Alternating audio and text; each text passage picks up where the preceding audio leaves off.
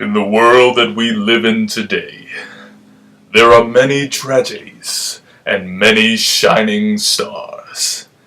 And one of those stars is America's answer to the conglomerate, overgrown giant that is anime in Japan. And that is the legend of Korra. Oh my god! The answer is here! There was revelations, romance, fire in the fight, lives being thrown into the fire, teams being betrayed, teams being reunited. There was greatness everywhere. And here is the review. Hey everyone. So, oh god, I just caught up on Legend of Korra. I just caught up. Now, sure, I should have been on this from a while ago. And, I've been down with Korra since Aang been alive, Avatar's my thing, man. Martial arts, elemental styles. Just I like how they do everything in that show. And the fact that they used, it gives you a feel like it should be a Japanese animation, but it's American. It's fully well, not fully. I'm lying. It's got a lot of Chinese elements within it. You can damn well say that Ba Sing Se is basically ancient China because they're like the biggest country ruling over everything with their martial arts style. Flames are Japan. Fire is always Japan. Wind, I think the wind would be like Indonesia or something, and water style would be like, I guess it would be like Navas? No, not Navas. What are they called? Eskimos? Anyway, so I just caught up. I'm back on top, and I knew that the episode 10 came out like a little while ago, a couple of days ago. Now there's not a lot of reviews, so maybe you guys will see this, maybe you won't, but I don't know. But episode 10. Now I have to like pull it back up on my computer, so excuse me for a quick second while I look at it right fast. I'm just gonna mute this. Now, what happened in episode 10? Basically, everybody's favorite mudslinger, the one that pioneered metal bending and is probably the greatest, the greatest bender in this universe, Toph Fong. I mean, the one scene where I don't know if I can get like a clip of it. I think I can screenshot it. But the view when they had both mother and daughter doing the freaking like sonar foot stomp where they can see everything, and I'm like, when she used to do that in the first Avatar, it was the greatest. It was like, it's basically like the Blind Samurai. Like, anybody who's blind and has that much greatness is automatically on the top of the list. I don't care. The fact that all it takes is for us, she's probably seeing everything as soon as she steps on the ground, but that's no here nor there. Toph.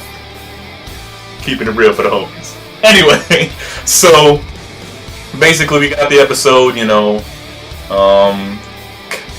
Kavira? Yeah, that's her name. Kavira's out there wilding, she's going crazy because, she's power hungry and she's tired of the way that Toph's, the wild child daughter, I can't remember all their names. I know, call me a fan, right? But the wild child daughter of Toph is sitting there. She's basically saying how she didn't want to rule the nations with an iron fist, even though she had the ability to, because she said that's just not how it's supposed to be. People are supposed to come together when they come together. They're not supposed to be forced together. And the other nations are like, well, we need to do something because Ba Sing Se is falling apart, and we need to get this shit together. So, she wrapped everything up and showed that she's great at attaining power, but what do all the power-hungry people do? Once they hit the top, they're still hungry. So now they want to make sure that, one, their power is sustained so that there's nothing that will stand in their path, and they want more power. So what she's basically having in her mind is the idea of a dictator, a ruler. She's tired of being a servant to people now that she has so much skill, and it's like with all of that skill comes hubris. And that hubris leads to her undivided attention to this path that nobody else is basically seeing. It's either bow down or lay down, and it's like nobody wants that. So in episode 10, basically the gang's all back together, and you got a couple people that were stuck in the spirit realm. I think that was the last episode. I'm trying to skim through here, but the thing is kind of slow. But they're trying to harness the spirit vine so that they can make this super weapon, which the first time it was released, goodness, what a powerful freaking like death ray that it created. Almost killed freaking Varric and Juelee, his love of his life, that he'll never admit to, but he probably will sooner or later. But I mean, the fact that, you know, they're trying to harness this, and it's always, every time that there's a superpower, there's always somebody that wants to harness that great. Somebody works hard on something great that they want to use to create peace.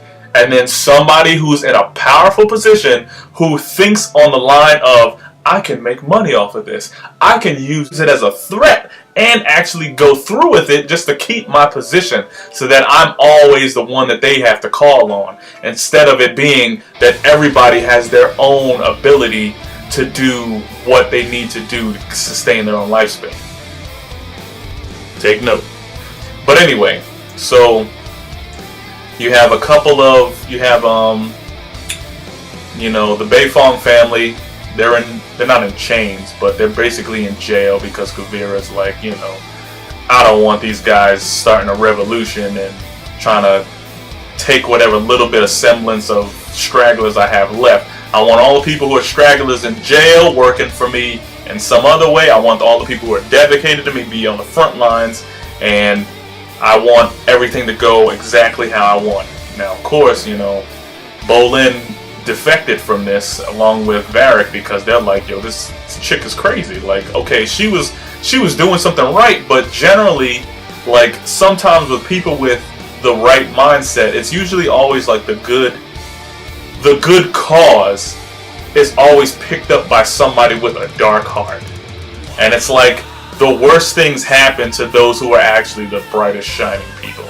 So it's like, I don't know what, I guess that's the balance of where, like, kind of like how the yin and yang works. All of this light is here, but there's darkness in the center of it, and that darkness is Kuvira, where all of this darkness is happening because of the light that she's trying to do, and it's creating all this opposite darkness, and the light at that end is basically the Avatar and her gang.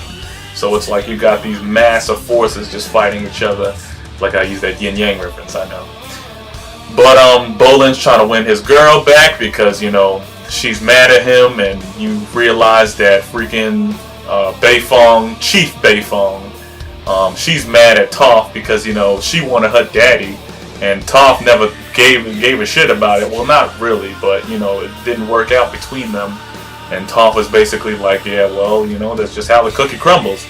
And Beifong is just sitting there mad, like, why are you such a horrible mother? I hate you! After this, and then she's mad tough with it, so she's not even gonna be like a girl, like, why are you so mean to me, Ma? No, she's like, after this job, we're done, Ma. Get out my face. I'm tired of this. I'm gonna walk back to the police and slap a couple people up, throw some people in jail because I'm angry at you, because you didn't give me what I wanted.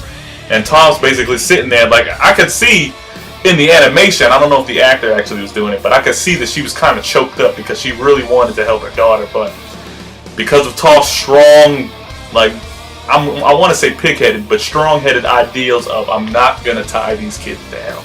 I'm not going to sit here and be demanding of them and make them conform. I want them to do their own thing.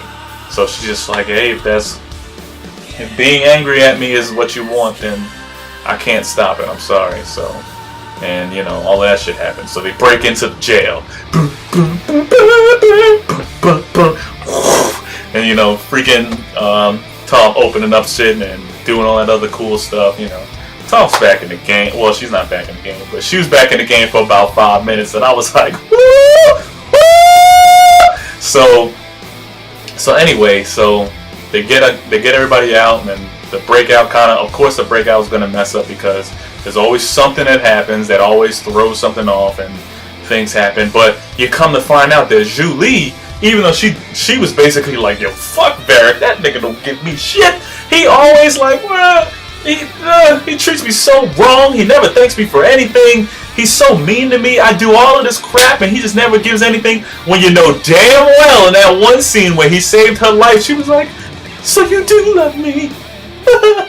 So anyway, so you know she got basically she was sabotaging the weapon to postpone time because you know Julee's smart. So it's like, you know, she probably figured that somewhere or another something's gonna happen that's gonna at least turn the tide. So she's like, well, let me at least sabotage this just a little bit so that I can stall for time. She gets put on death row because, you know, Kuvira is just that slick. But anyway, so, you know, the Beifong sisters team up. They got some sick combos and everything. And, you know, young Beifong, she out there like ninja class, flying through trying to take down Kuvira by herself. She was sitting there doing her little spinning disc and then wrapping the metal and then jump into the battle. I'm like, metal bending. Oh my god. But anyway, so then they get to the part where basically it's like a done deal. Everybody's surrounded and there's nothing that they can do. And my girl swimming in Toph Beifong with the big guns. Now she didn't do anything that was like really noteworthy, but she basically was just like, yo, I gotta cut this down because, you know, I can't just sit here and let my daughters and my grandchildren get beat up by some chick that swears she thinks she the best thing to metal bending. Nah, brother, I'm a master in this bitch. There is no way that I'm going to let some little scrub that thinks she got a hint of talent come up and step on and then try to take out my family? Ah! So, you know, she put her in a place right fast and she was like, you give a bad name to metal benders. And I'm like, I don't even know if she was directly pointing at her. Because you know how Toph was always like, pointing in the wrong direction at the people over there. And she's like, you suck! They're over there, Toph. You suck! Right? I remember she used to do that all the time. It was so funny. But then you got Korra in the spirit world trying to get the spirits to help. And, you know, the spirits are basically like, you're just another human trying to use our power to help your wars. Maybe if you guys didn't fight so much, maybe you wouldn't have a problem. So Korra don't got no help. Everybody's kind of upset and everything, and you know nothing's going right. So basically, right now we know that you know everybody's back on their way to meet up, and you know Varric and Asami's doing the thing with the guns and everything. That like Royal Kid is doing his shit with everything over there, and you know they're basically getting ready to start taking down Kuvira. Now, what I was thinking at this point, like right at the end when Toph stepped in, I was thinking like, oh man, is Toph about to throw down? Is she about to give Kuvira the work? Because you know, even though she's old, the only thing is like, the thing I was thinking like, yo, she's old. She is super old. Well, she's not that old, but because she was the youngest of the gang, but she's old. So it's like, if she sits there and decides to, you know, piece up with Kuvira, Kuvira's gonna have a little bit of lead on her because of the youth. The only problem is Kuvira does not have the sensory. She does not have the hidden like ground sensory. Toph has that, so it's like, Kuvira, you're great at metal bending, but all Toph needs to do is just feel your entire body through her feet, and she will stop that metal bending, hit you with some of those, and then like throw the metal back at you and slap you back on your ass, and then be like, so this is what the squirt thinks you're gonna throw against me? Ha! You call yourself a metal bender. All you are is a pile of mud. Melon! So you know. But the heat up of this episode, I'm gonna say, I'm gonna give this episode a 4.8 out of 5. Because the heat up, because this is building up. Now this is a good build up episode because you know everybody, you see what the enemy is capable of. You see what the power that they have already. So now you're like, okay, Now you see the ties that were very strong between Korra's like small army of allegiances are coming back together, and you're like, okay, so now Team Korra is going to get back on the map, and they're going to be the, ragtag military group of mercenaries that goes to take down the conglomerate war that's about to happen, that's about to befall the city. And 2 weeks, and Republic City might be gone. I don't know what I'm gonna do if they actually land it. But of course, they always have to have the suspense. But the only thing I'm thinking is like, man, if they land like a couple of those cannons outside of the city and it's like all Avatar in them, it's like trying to do their bending to try to stop the blast, and they're just fighting it off, and it's like, I could see Republic City being in Rebels again, but that's another episode for another one. But that's my review. 4.8. Or did I give it a 4.8? No, I gave it a 4.8. Really good episode. Can't wait until the next one comes out. And man, way to go, Nickelodeon. Way to go. You had something incredible, and you know what? You brought it back and made it just as great, if not better. Clap, clap. Thank you. So, to all my subscribers, spread the word. Okamibd's here, and he's ready to blow you away. So, spread the word. Thanks for listening to the review. Subscribe, like the video, post it everywhere. Tell people about it. Tell people about the greatness that's about to befall them. O2, signing out.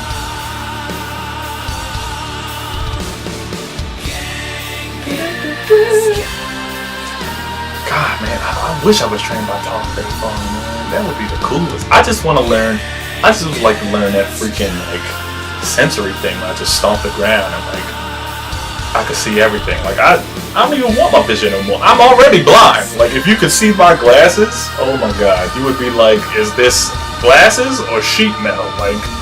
This thing is thicker than my freaking windows right now, but, then again, I like water bending, so,